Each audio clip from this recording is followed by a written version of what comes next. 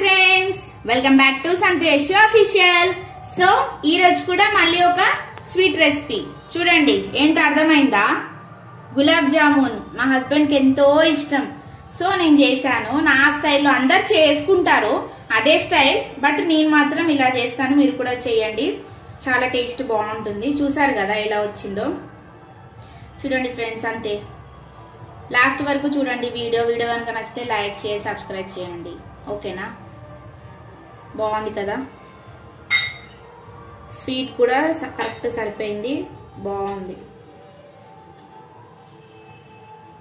గులాబ్ జామున్ చేస్తున్నాను ఫ్రెండ్స్. చూడండి, అందరికీ తెలుసు, బట్ నేను ఒకసారి చేస్తున్నాను అంతే. కొన్ని పాలు కాగబెట్టి చల్లార్చుకున్న పాలు పోసుకోవాలి ఫ్రెండ్స్. చూసుకొని పోసుకోండి. మనం గోధుమ పిండి ఎలా కలుపుకుంటామో అలా కలుపుకొని రౌండ్గా బాల్స్ చేసుకోవాలి.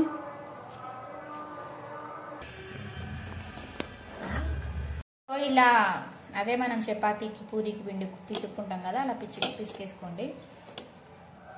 ఎంత బాగా కలిపితే అంత బాగా వస్తాయి గులాబ్ జామున్, స్మూత్గా అనమాట. సో ఇప్పుడు చిన్న చిన్న బాల్స్ చేసుకుందాం.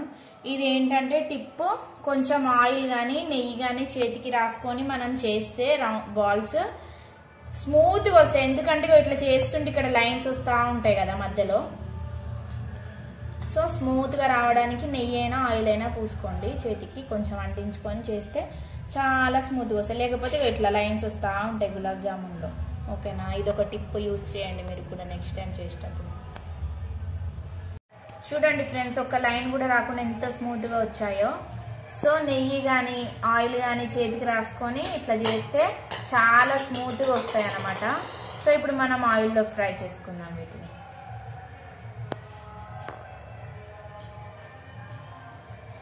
డీప్ ఫ్రై కోసం కడాయి పెట్టుకొని ఆయిల్ తీసుకున్నాను. వేడవుతుంది. ఇది వేడయ్యే లోపు ఇక్కడ పక్కనే ఒక గిన్నె పెట్టుకొని షుగర్ సిరప్ కోసం 2 గ్లాసెస్ వాటర్ పోసుకున్నాను. ఓకేనా? సో ఇక చూడండి, అదే గ్లాస్ తోటి 1/2 గ్లాస్ తీసుకున్నాను షుగర్. మేమైతే ఇంతే తింటాం, మీరు ఎక్కువ తింటే ఇక కొంచెం పోసుకోండి. షుగర్ తక్కువనే తింటాం. ఓకేనా? వేడైన తర్వాత ఇవి వేసేసుకుందాం గులాబ్ జామున్స్. జాగ్రత్తగా వేసుకోండి, లేకపోతే ఆయిల్ చేతి మీద పడుతుంది. మెల్లిగా స్లోగా ఒక్కొక్కటి వేసుకోండి, తొందర ఏం లేదు.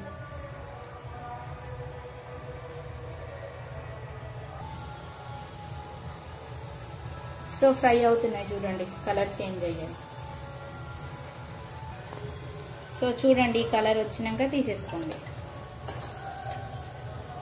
ఎందుకంటే మళ్ళీ ఇంకా కొంచెం సేపు అయితే బాగా బ్లాక్ అయిపోతాయి. బాగా చూడండి, చల్లారినాక చేంజ్ అవుతాయి కలర్. షుగర్ అంతా కడిగిన తర్వాత ఇగో ఇలాచీ వేసుకుంటున్నాను నేను ఫ్లేవర్ కోసం. ఒక 3 దంచేసుకున్నాను. చూడండి, ఈలోపు ఇవి ఫ్రై అయిపోయాయి. సైడ్కి తీసేసుకున్నాను అన్నీ. ఈ కలర్ వస్తే బాగుంటాయి అన్నమాట. సో ఫ్రై అయిపోయాయి. సో నాకేమనిపించిందంటే, ఇది గిన్నె అనేది దగ్గరకు ఉంది కదా, సో ఇందులో వేస్తే దగ్గరకు అయిపోయి ఇరిగిపోతాయి గులాబ్ జామున్స్ అని మళ్ళీ ఇదే కడాయి ఇళ్ళకి షిఫ్ట్ చేసుకుందాం షుగర్ సిరప్ అని ఇది కడుక్కున్నాను. ఇదైతే వెడల్పుగా ఉంది కదా, బాగుంటుందని షిఫ్ట్ చేసుకున్నాను కదా.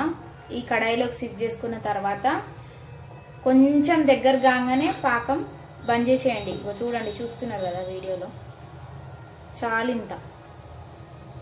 బంద్ చేసిన తర్వాత కొంచెం సేపు ఒక్క 3 to 5 minutes అంతే అయిన తర్వాత గులాబ్ జామున్ అందులో వేసుకుందాం.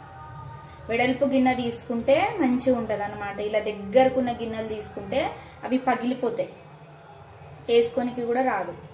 సో ఓకేనా?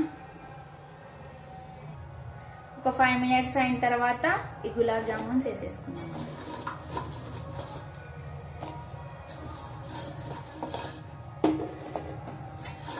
సో చూడండి, వేడి వేడి గులాబ్ జామున్ రెడీ అయిపోయింది. కానీ ఇప్పుడే తినకండి, బాగోదు. అది బాగా పీల్చుకోవాలి అవి షుగర్ సిరప్ ని. తర్వాత ఒక 1 to 3 hours అలా పక్కన పెట్టేసుకొని తర్వాత సర్వ్ చేసుకొని తినండి. సూపర్ ఉంటాయి ఫ్రెండ్స్. వేడివేడిగా తినారనుకో అసలు బాగు, ఎందుకంటే షుగర్ సిరప్ని అవి పీల్చుకో కాబట్టి.